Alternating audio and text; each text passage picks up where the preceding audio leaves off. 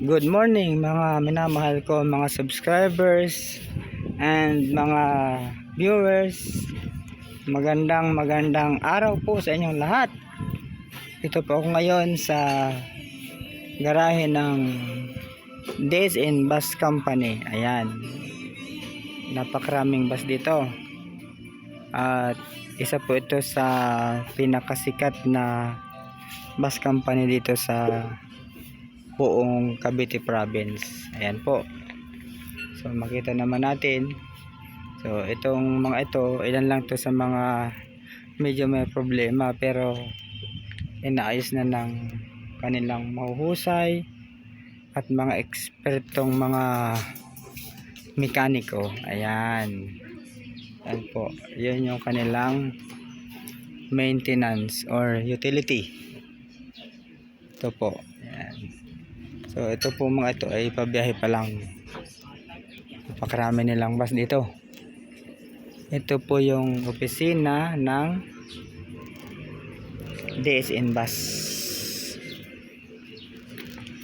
Pero mababait ang mga empleyado dito. Ito po yung ticketing department at ito naman yung rest house ng mga empleyado kapag sila ay nagpapahinga. O ayan, nalipatin po natin yung rest house nila dito sa DSN. So nakita ako ng mga konduktor dito. Ayan siya, yung isang konduktor. Tapos yung isa nagpapahinga. Ayan siya, papahinga dahil walang biyahe. Pero mayroon ditong isa na wala ding biyahe at nagpa-unlock naman sa ating pakikipanayam. So ating lalapitan to.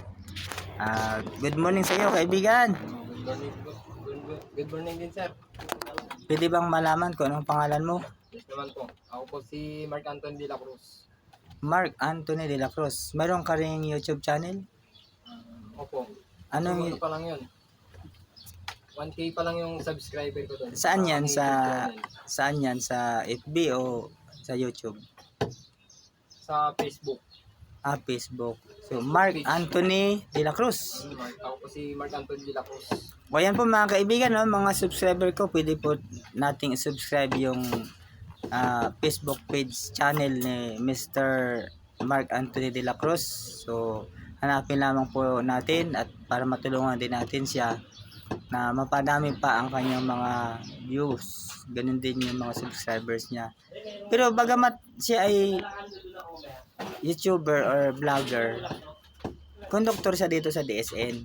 Tama ba? Opo. Isa po akong doktor dito sa DSN. Kumusta naman yung pagiging konduktor dito, Mr. Maganda rin naman din po dito yung kitaan dito. Lalo pag yung maganda pag napagkota ka na. Ayun. Usually, ilang ikot yan? Ilang biyahe bago Kailangan po matapos? makatatlo para kota. Tatlong Pero ways? depende pa rin, oo. Tatlong ways o 6 ways? 6 ways. Tatlong ikot. Tatlong ito. Magkano ba yung kinikita dyan, Mr. De La Cruz? Madalas po nakaka-20 kami, mahigit. So magkano ang sayo doon? Kapag yung Lunes hanggang Biyernes, mas maganda. Magkano yung kikitain ng konduktor sa 20,000? Sa 20,000, mga 2,000 mahigit. Aba, malaki pala Mr. De La Cruz. Di, pwede na talaga pang buhay ng pamilya. Nakakabuhay din. Kaya lang ang tanong, ilang araw ka naman nakabiyahe sa isang linggo? Yun po, ilang, 4, gano'n. 4 na araw. So meron kang 8,000 sa 4 na araw kung 2,000 ang isang araw. So 8,000 times 4. So pwede kang kumita pala dito ng 32,000 sa isang buwan. Isang buwan. So ayan paano mga kaibigan, no? Napaganda pala ng pagiging isang konduktor. Kaya ako sa totoo lang ho, dati din ako inspector dito sa bus company na to. Pero ngayon, nalalaman ko yung kinikita ng mga konduktor. Parang ako'y hihirati na din na maging konduktor. Kung sakali Mr. De La Cruz, gusto ko maging konduktor, madali bang mag-apprentice dyan?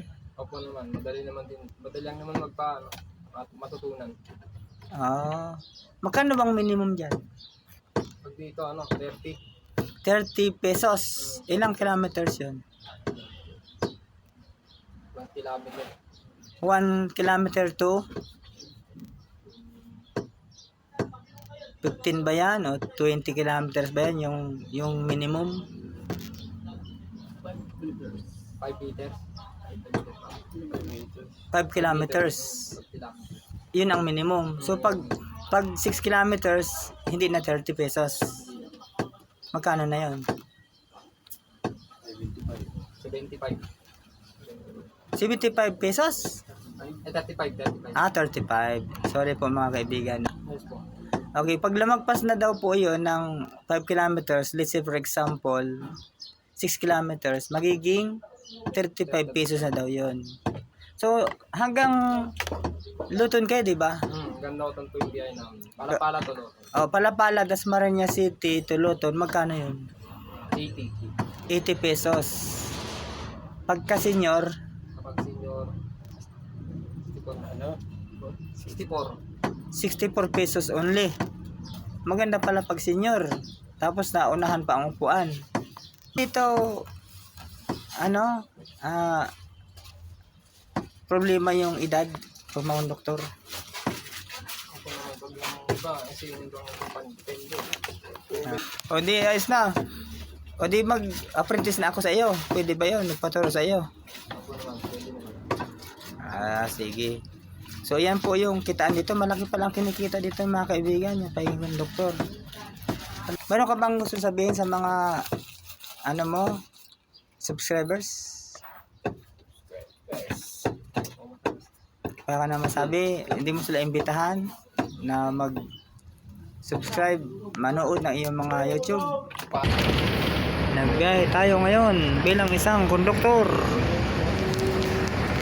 Approaching Calao Avenue. Yan. Ito po yung driver na mga tikas.